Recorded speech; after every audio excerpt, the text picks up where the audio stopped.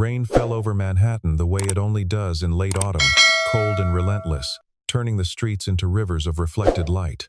Bennett Calder stood beneath a flickering awning, exhausted after a night shift that had bled into morning, his jacket soaked through, his phone battery clinging to its last 4%. He had been staring at the same screen for 6 minutes, watching a small car icon crawl across a map that seemed to mock him with every second of delay. When a black SUV finally eased to the curb in front of him, its windows tinted and its engine humming low, Bennett didn't think twice. He pulled the door open, dropped into the back seat, and exhaled like a man setting down a weight he had carried for miles. Finally, he muttered, running a hand through his wet hair, eyes closed, already imagining his bed. The woman in the front seat said nothing. She didn't turn. She didn't reach for the gear shift. For 3 full seconds, the only sound in the car was rain drumming against the roof and Bennett's own breathing slowing down. Then she turned around.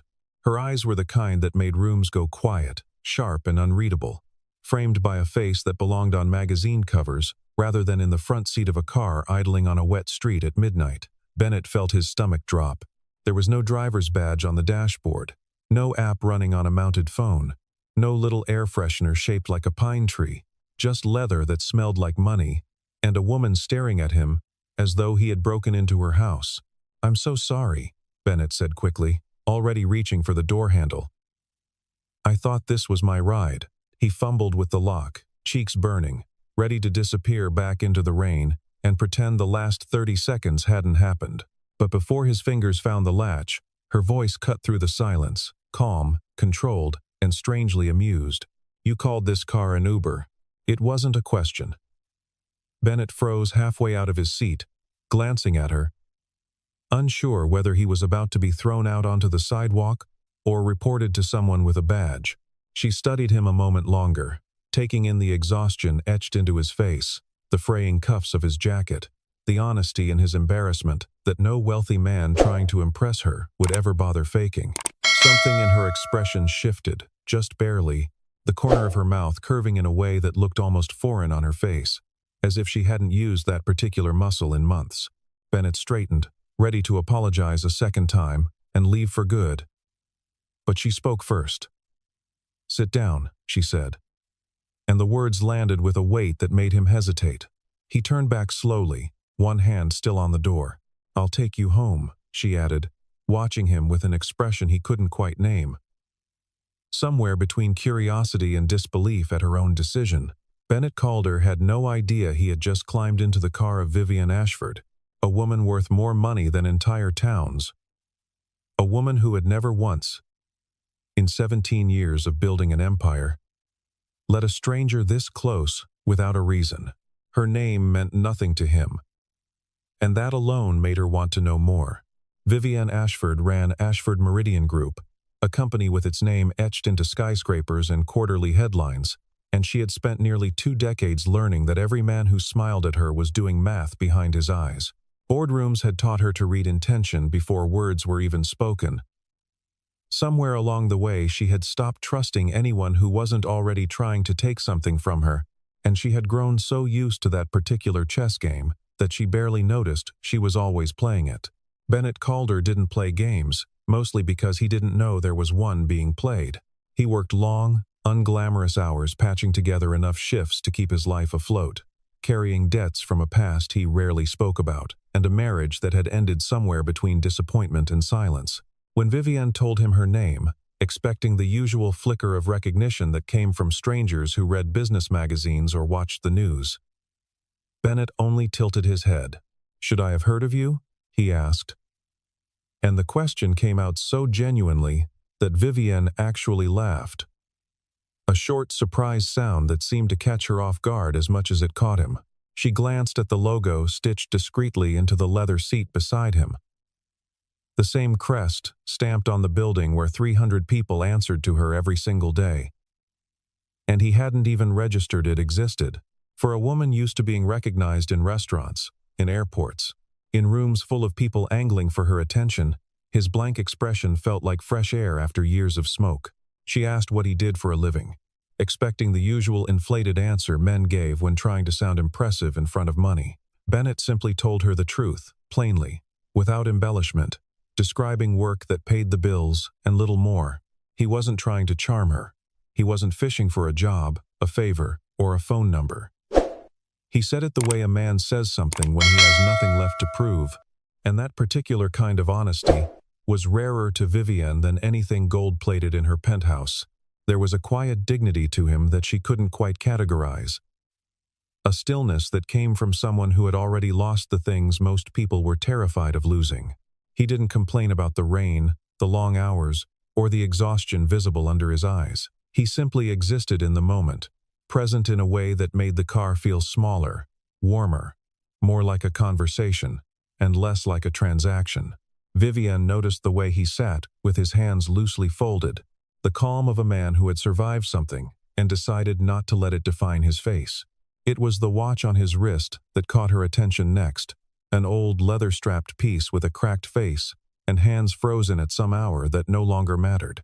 "You still wear it," she said, nodding toward his wrist, "even though it doesn't work?" Bennett glanced down at it the way someone looks at an old photograph. Something familiar and a little painful at once. "Some things don't need to run," he said quietly. "To remind you what time it was." The car went silent after that, rain sliding down the windows, and Vivienne found herself with nothing clever to say back. When the SUV finally pulled up outside a modest brick building far from the glittering part of the city she usually saw, Bennett stepped out into the rain and turned back toward the open door. "Thanks for not calling the police," he said, offering a tired half-smile that reached his eyes despite the exhaustion. Vivienne watched him for a moment longer than necessary, something unfamiliar stirring behind her composed expression. "I think," she said slowly, testing the words as she spoke them, "I just wanted to see you again." The door closed, the SUV pulled away, and neither of them said anything else, because neither of them quite trusted what they were feeling. The following morning arrived with its usual chaos inside the glass tower that housed Ashford Meridian Group.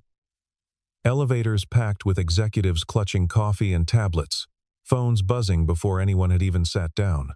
Vivienne moved through the building the way she always did, precise and unreadable, her heels clicking against marble floors, polished to a mirror shine.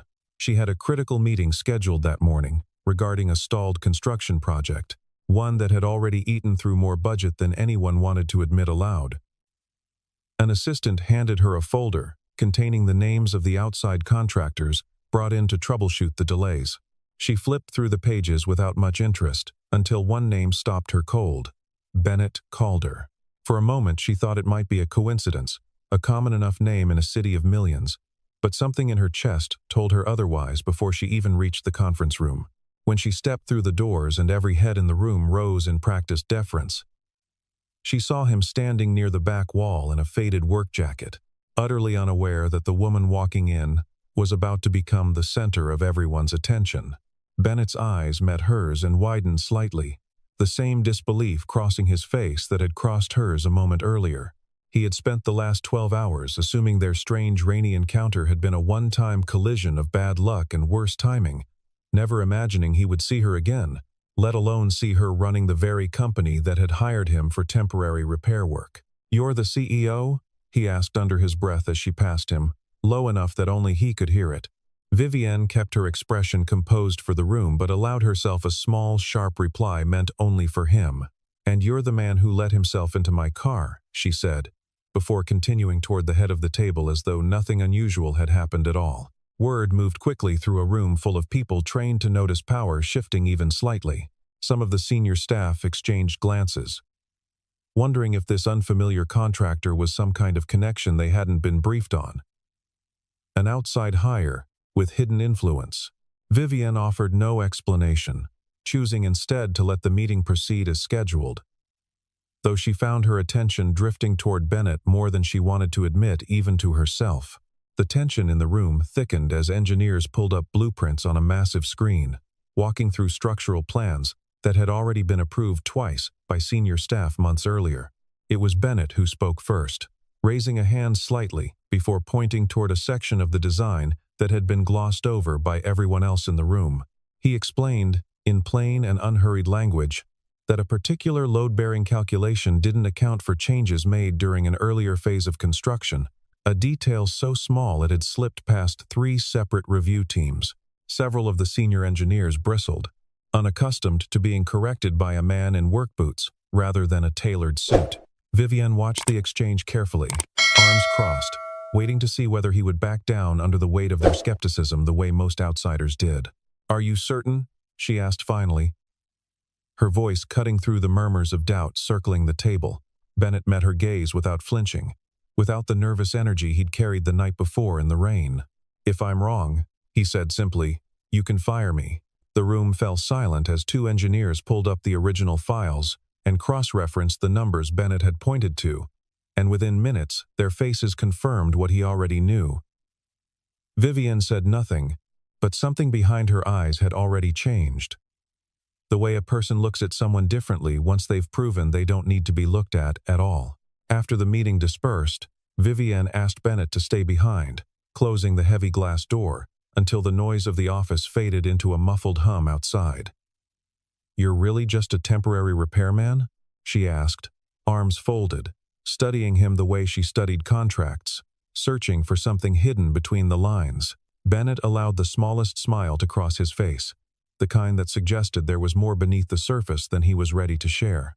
"I never said I was just anything," he replied.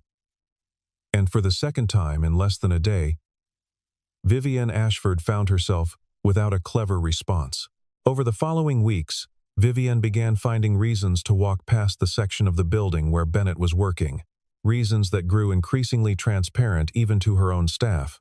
She told herself it was oversight, due diligence, the responsible behavior of a CEO checking on a critical project, but the truth settled uncomfortably close to something she hadn't allowed herself to feel in years. Bennett never chased her attention, never lingered longer than necessary, never treated her differently once he understood the size of the empire she carried on her shoulders. That, more than anything, unsettled her. Because she had built her entire adult life around the assumption that everyone eventually wanted something from her. Their conversations often turned into arguments, sharp and quick, neither of them backing down easily on matters of design, budget, or the slow bureaucratic decisions that frustrated Bennett to no end. Vivienne wasn't used to being challenged so directly, especially not by someone several pay grades below the executives who nodded along to whatever she said. Bennett wasn't intimidated by her title or her reputation, treating her instead like an equal, whose opinions could be questioned without consequence. It was infuriating. It was also, she realized one evening while reviewing spreadsheets she couldn't focus on, refreshing in a way nothing else in her life had been for a very long time. During one particularly tense meeting, a senior director made a cutting remark about Bennett's background, implying he didn't belong in a room full of executives making million-dollar decisions. The room fell into an uncomfortable silence, everyone waiting to see how the moment would resolve itself. Vivienne's voice cut through before anyone else could react, steady and cold in a way that left no room for argument. "He just caught an error every single person in this room missed," she said, looking directly at the director. "So perhaps reconsider who actually belongs here." That evening, after the office had emptied, and the city outside had settled into its familiar hum of traffic and distant sirens, Vivienne found herself sitting across from Bennett at a small coffee shop neither of them had planned to visit. Neither mentioned how they had ended up there together, both silently agreeing not to question the pull that kept bringing them into each other's orbit. Vivienne studied him over the rim of her cup, curiosity finally winning out over caution. "Do you always live like you don't need anyone?" she asked, watching his expression carefully for any hint of performance. Bennett considered the question longer than she expected, turning his own cup slowly between his hands before answering. "Not exactly," he said. "I just learned that needing the wrong person is worse than being alone." The words landed somewhere Vivienne hadn't expected, striking a nerve she usually kept buried beneath boardroom composure and carefully rehearsed confidence.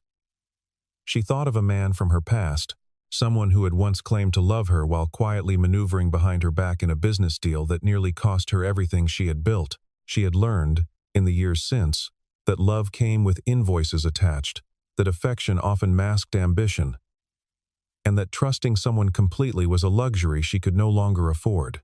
What she didn't know was that Bennett carried scars of his own, ones he rarely spoke about because talking about them meant reliving a version of himself he had worked hard to leave behind. Years earlier, he had built a small engineering firm from nothing, pouring every ounce of himself into work he believed in, only to watch it collapse when a trusted partner betrayed him in ways that stripped him of nearly everything he owned.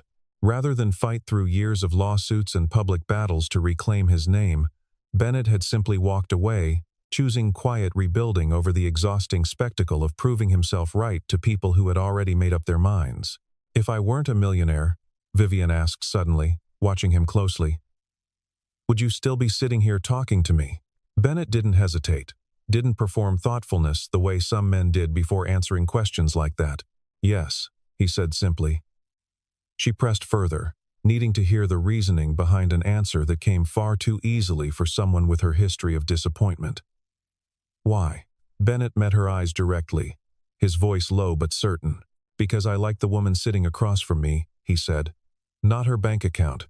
It didn't take long for the outside world to notice what was happening between them, even if neither Bennett nor Vivienne had defined it themselves yet. A photograph surfaced online, grainy and taken from across the street, showing the two of them sitting together at that same small coffee shop, heads tilted close in conversation. Within hours, business gossip columns had transformed a quiet evening into a headline, dubbing Bennett the mysterious man capturing the attention of one of the city's most guarded executives. Vivienne's phone buzzed relentlessly with messages from board members, publicists, and reporters, all asking the same question in different tones of urgency. She was furious, not because she cared what strangers thought of her personal life, but because the invasion felt like one more thing being taken from her without permission.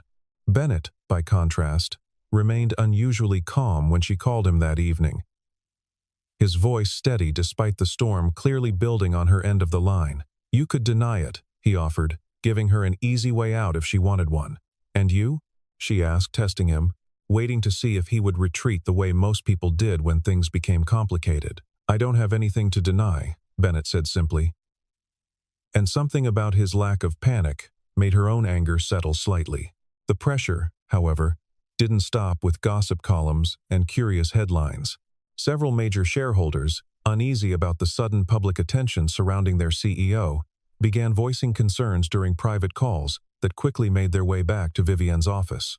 A rival executive from a competing firm seized the opportunity to plant doubts among investors, suggesting that Vivienne's judgment might be compromised by personal distractions at a critical time for the company. The board, cautious and image-conscious as always, convened an emergency session and delivered an ultimatum dressed up in polite corporate language: distance herself from Bennett Calder, or risk destabilizing confidence in her leadership. Vivienne stood at the center of a decision she never imagined having to make, torn between protecting the empire she had spent years constructing and protecting the first person in longer than she could remember, who had made her feel genuinely seen rather than merely observed.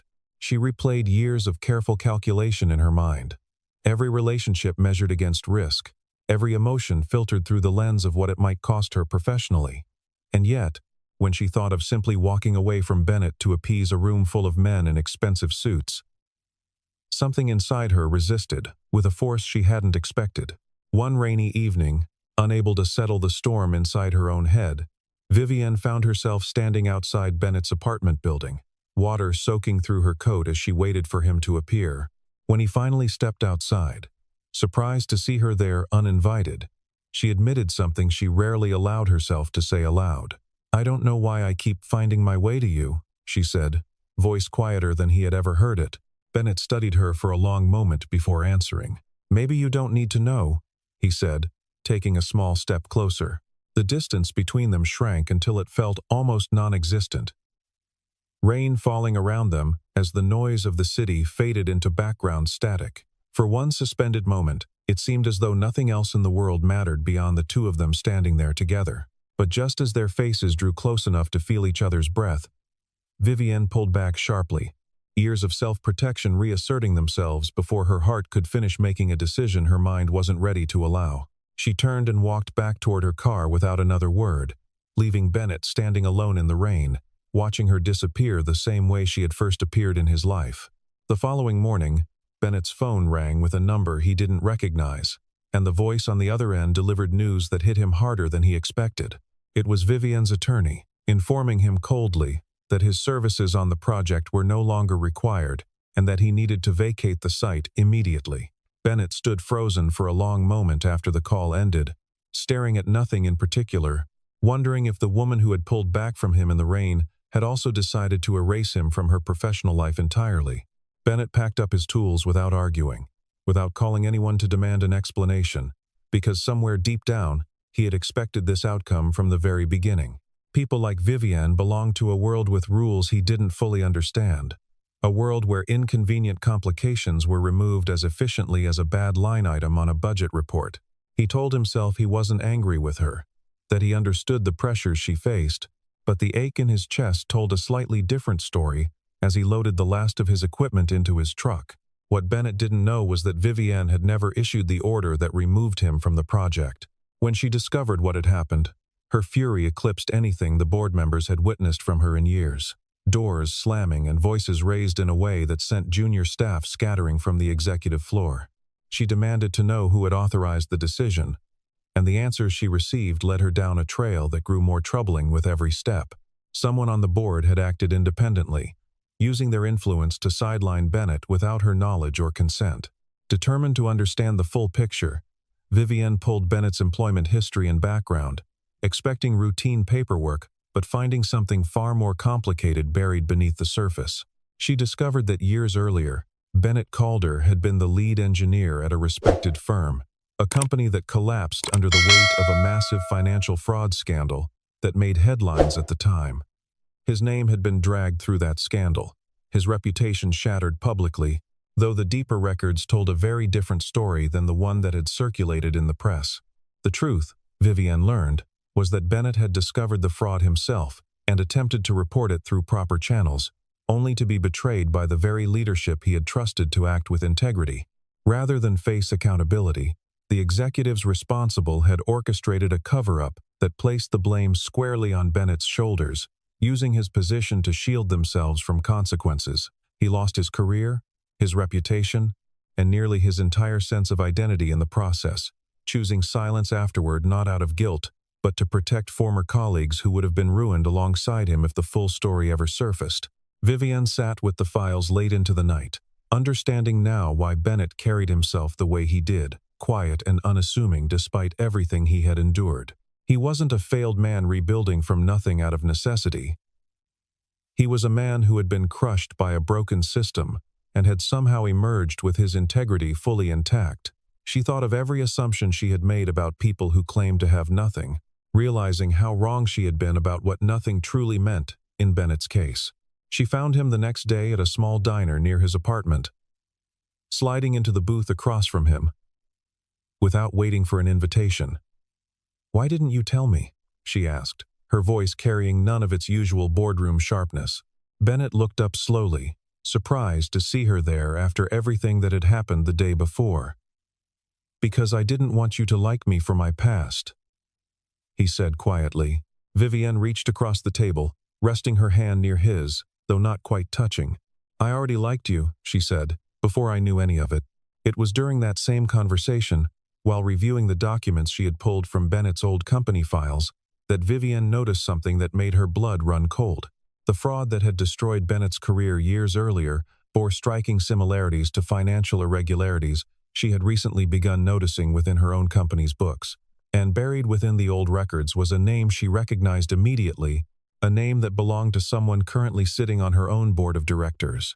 Cyrus Vale had spent nearly a decade as chief financial officer of Ashford Meridian Group, a fixture in every boardroom, trusted with numbers that few others ever questioned closely enough to catch anything unusual. What Vivienne hadn't known until now was that Cyrus had once worked alongside the very executives responsible for the fraud that destroyed Bennett's career, though his own name had never surfaced during that earlier scandal. He had watched from the shadows as Bennett took the fall for crimes committed by others, quietly relieved that his own involvement had remained hidden from investigators and the press alike. For years, Cyrus had lived comfortably behind his carefully maintained reputation, confident that the past would remain buried and forgotten. Bennett's sudden reappearance in Vivienne's life, however, threatened to unravel everything he had spent so long protecting. If Bennett ever pieced together the connections between his old company and the man now controlling finances at Ashford Meridian, the consequences could destroy Cyrus completely, exposing not just old sins but potentially newer ones he had committed since arriving at the company. Moving quickly and quietly, Cyrus began orchestrating a campaign designed to discredit Bennett before he could pose any real threat. He manipulated conversations among board members, subtly planting doubts about Bennett's intentions toward Vivienne, suggesting he might be motivated by revenge rather than genuine affection. He fabricated documents suggesting Bennett had approached the company deliberately, positioning himself as a calculated risk to both Vivienne's personal safety and the company's stability. Piece by piece, Cyrus built a narrative designed to force Vivienne into an impossible corner. The board, swayed by Cyrus's carefully constructed evidence and genuine concern for the company's reputation, delivered their harshest ultimatum yet. Vivienne would need to end all contact with Bennett Calder immediately, or risk a vote of no confidence that could strip her of control over the very company she had built from the ground up. The pressure from every direction felt suffocating, threatening to collapse everything she had worked for around the one thing that had finally made her feel like more than just a title. Bennett, sensing the storm gathering around her, offered to step away entirely, rather than watch Vivienne lose everything because of him. "I won't be the reason you lose it all," he told her one evening, his voice heavy with the weight of a decision he clearly didn't want to make but felt necessary.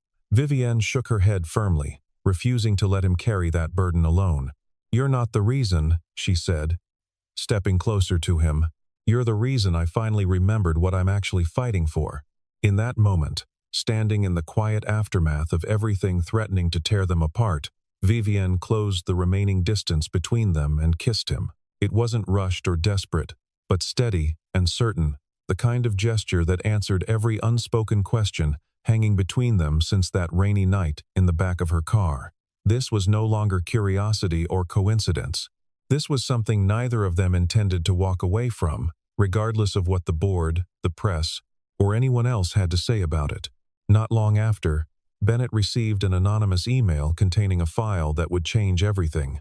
Inside were documents, financial records, and correspondence proving beyond doubt that Cyrus Vale had been the true architect of the fraud that destroyed Bennett's career years earlier, and that he had continued similar patterns of deception within his current role at Ashford Meridian Group.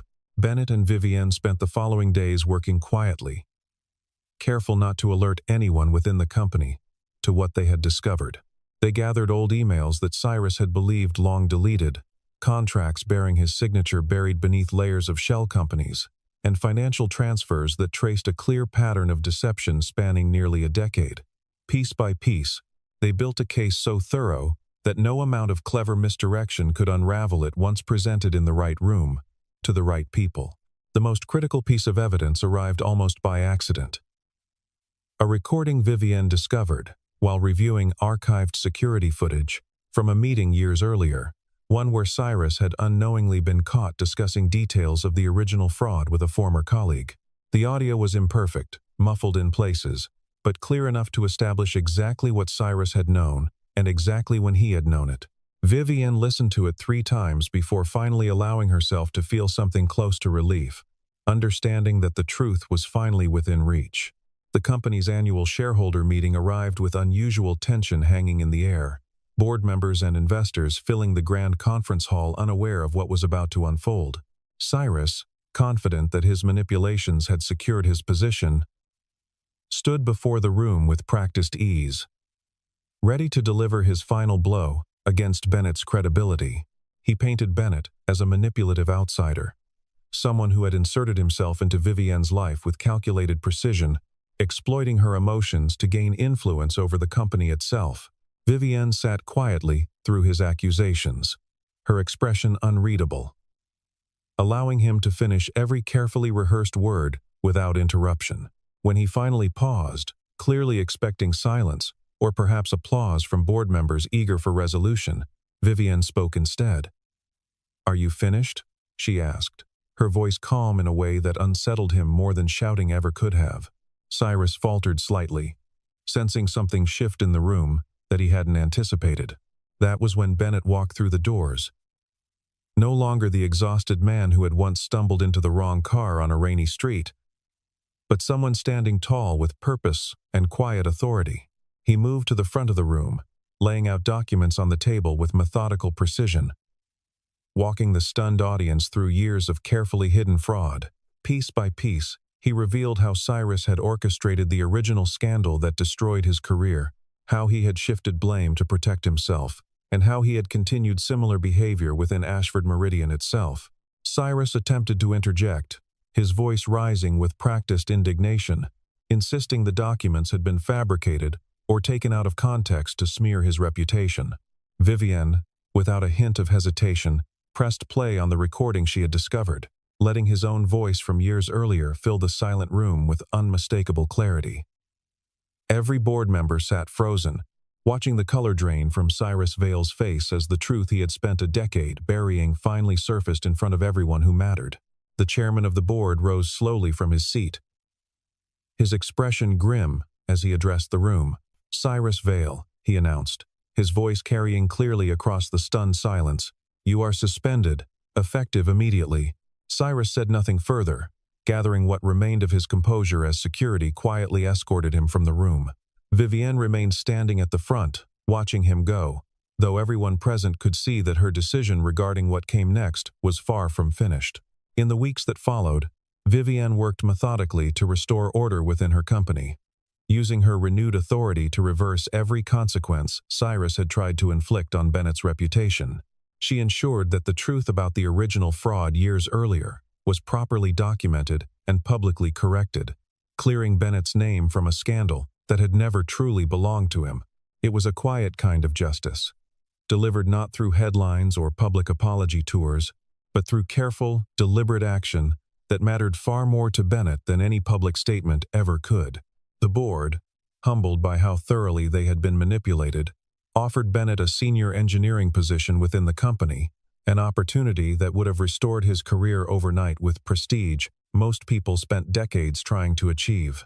Bennett considered the offer carefully, grateful for the gesture, but something in him resisted the idea of returning to that world through a door someone else had opened for him.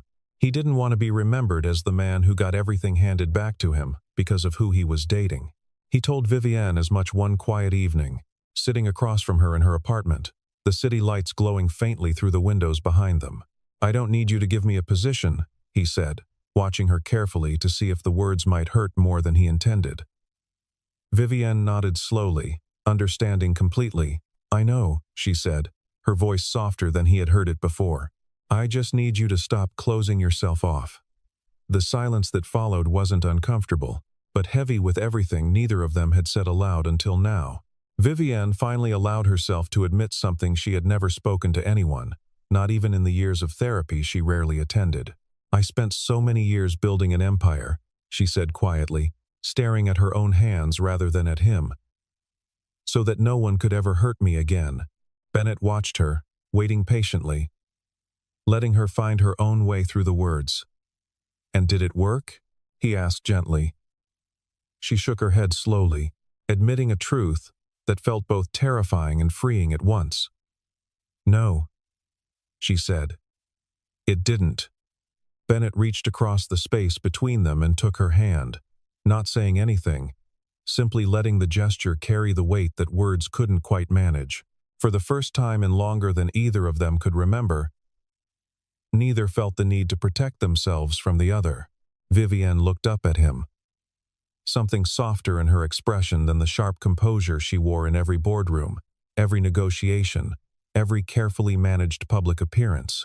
After a long, comfortable silence, Vivienne asked him something that had been sitting quietly in the back of her mind for weeks. "What if you hadn't gotten into the wrong car that night?" she asked, a small smile beginning to form despite herself. Bennett laughed softly, the sound easy and unguarded in a way that made her chest feel warm. "Then I suppose," he said, "I would have had to find some other way to meet you." The simplicity of the answer settled between them, neither dramatic nor rehearsed, just honest in the way everything between them had been from the very beginning.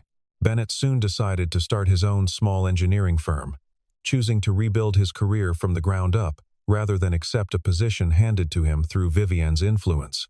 It was slow going at first, long hours and modest contracts, but every success belonged entirely to him in a way nothing had for years. Vivienne respected the decision more than she could properly express, understanding that his pride wasn't stubbornness but self-respect, the same quality that had drawn her to him in the first place. Several months passed, carrying with them the ordinary rhythms of two people learning how to build something real together. Without the fanfare of a fairy tale ending or the pressure of proving anything to anyone else, Bennett's engineering firm grew steadily, one careful project at a time, built entirely on his own reputation rather than borrowed influence.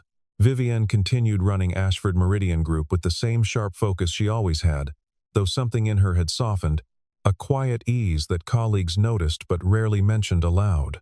They weren't a perfect couple in the way stories often promised, and neither of them pretended otherwise.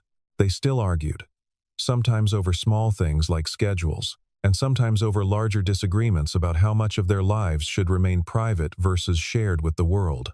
But they had learned, slowly and deliberately, how to trust each other in ways that neither had believed themselves capable of again, choosing honesty over the comfortable walls they had both built long before they ever met. One evening, rain returned to Manhattan the way it had that very first night, falling steadily against windows and pooling along familiar curbs. Vivienne sat behind the wheel of the same black SUV, waiting outside the building where Bennett had just finished a long day of work. He stepped out into the rain, collar turned up against the cold, and walked toward the car with the easy familiarity of someone who had done this 100 times before. He opened the back door out of habit, the same door he had opened on that very first night, and slid into the seat before catching himself and laughing quietly under his breath. Vivienne watched him through the rearview mirror, a small, knowing smile tugging at the corner of her lips. "Got the wrong car again?" she asked, echoing the question that had started everything between them months earlier. Bennett shook his head, meeting her eyes in the mirror with unmistakable certainty. "No," he said simply. He looked at her directly this time, no hesitation, no confusion clouding his expression the way it had that first rainy night. "This time," he said, "I know exactly whose car I'm getting into."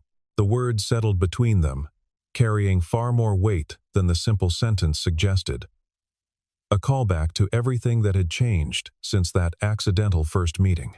Vivienne felt something warm settle in her chest, the same feeling she had spent years convincing herself she didn't need. "And you still want to stay?" she asked quietly, watching him carefully, despite already knowing the answer, written plainly across his face. Bennett reached forward, resting his hand gently over hers on the gear shift, his voice steady and certain in a way that left no room for doubt. "I never wanted to leave," he said.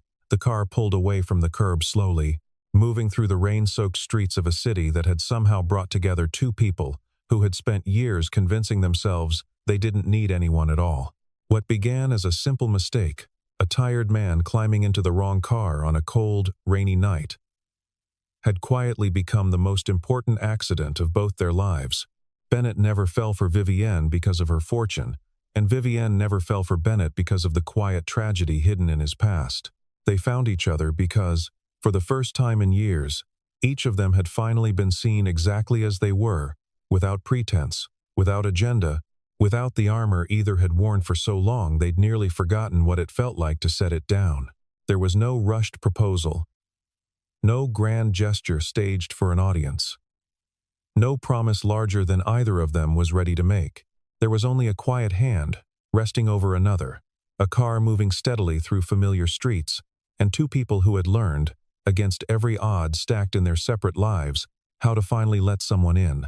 Vivienne looked out at the city passing by the window, rain streaking gently across the glass, and thought about how strange it was that something so small could change everything so completely. Some people, she realized, walk into our lives entirely by mistake, and sometimes, Bennett added quietly beside her, as though reading the exact thought in her mind, that mistake turns out to be the truest thing that ever happened to us.